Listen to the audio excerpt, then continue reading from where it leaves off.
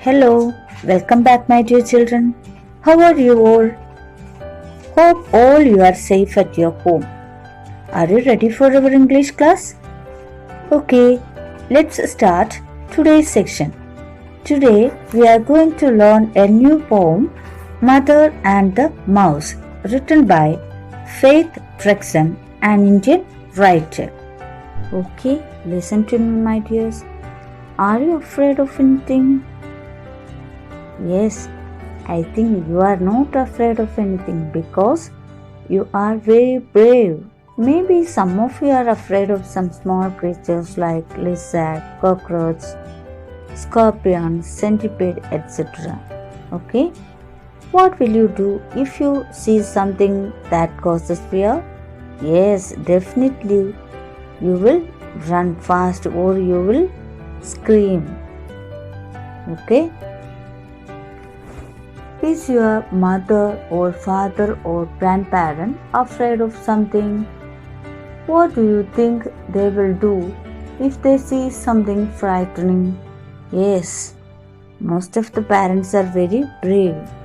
But a few parents are afraid of even small creatures. If they see something frightening, they will run or seek help from others. Okay, my dears. This poem is about a mother and her son. It is a small incident about how a mother gets frightened when she finds a mouse in the kitchen and her son comes to her rescue. Let's see what happened later. Okay, dears. Shall we move on to the poem? Listen to me. I'll recite the poem. You also recite with me. Mother and the Mouse. My mother is not a sort of mum who will squeal and faint and cheer. Darkness doesn't scare her. When it thunders, she won't cure. When I decide to play up, she fixes me with a stare. One flashing look from her big eyes, and I just don't care to dare. So it was with shock one morning when I woke up from a dream to hear my valiant, mighty mom let out a high-pitched scream.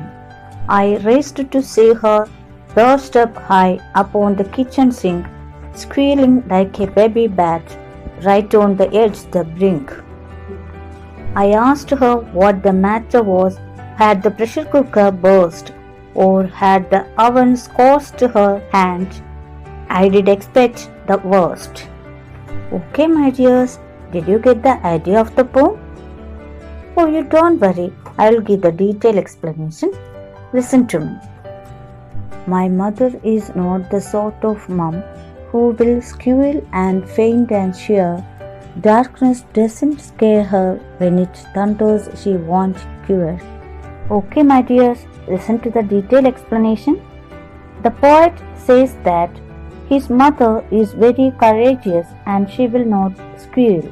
Squeal means a high-pitched sound and she will not faint. Faint means to lose consciousness and she will not shiver. Shiver means tremble. Even if there is thunder and darkness, she will not cure. Cure means to tremble. Listen to me, my dears. Here the poet narrates the courage of his mother. The poet tries to differentiate his mother from the others by pointing out the fact that she is not afraid of anything, neither darkness nor even thunder. Okay, shall we move on to the second stanza? Listen to me, I'll recite. When I decide to play up, she fixes me with a stare, one flashing look from her big eyes, and I just don't care to dare. Okay, my dears, listen to me. When the poet decides to go out to play, then the mother will stop him there with her stare. Stare means a long fixed look.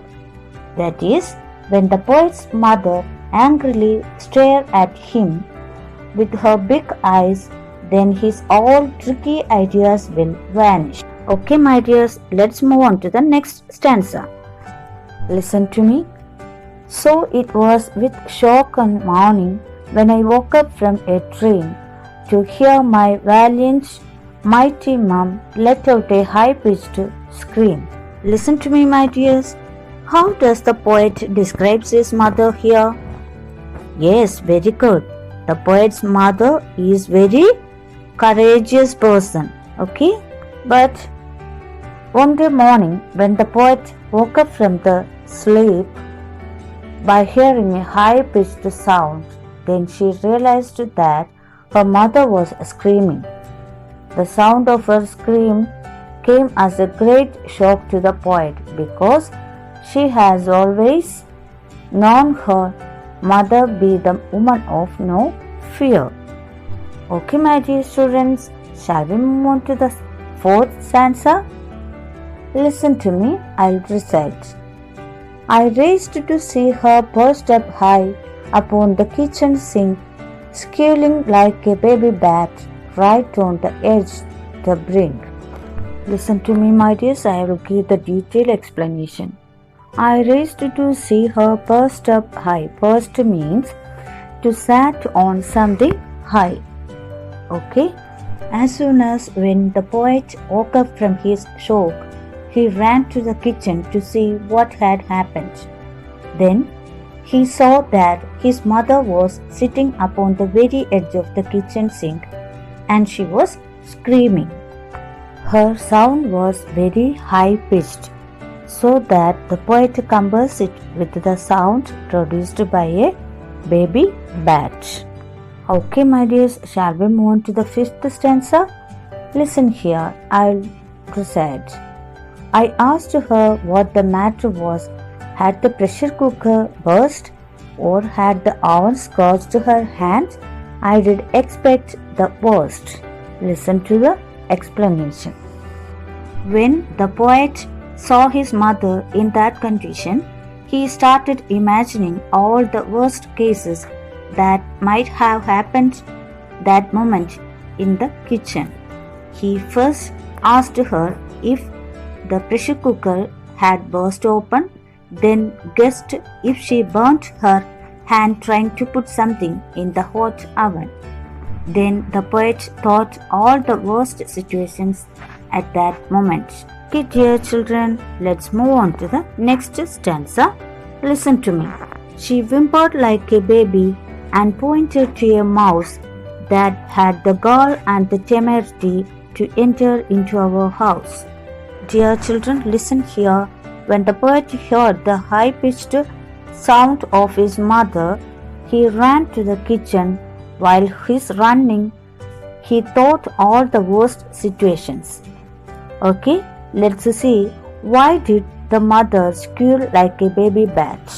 When the author entered into the kitchen, his mother was whimpered like a baby. Whimper means to make a quiet crying. Then she had no words to speak. So she pointed to a mouse that had gall and temerity. Okay, children, what do you mean by gall and the temerity? Gall means bold. Temerity means confidence. That is, the mouse is very bold and confident to enter that house than his mother. Okay, my dears, did you enjoy the poem?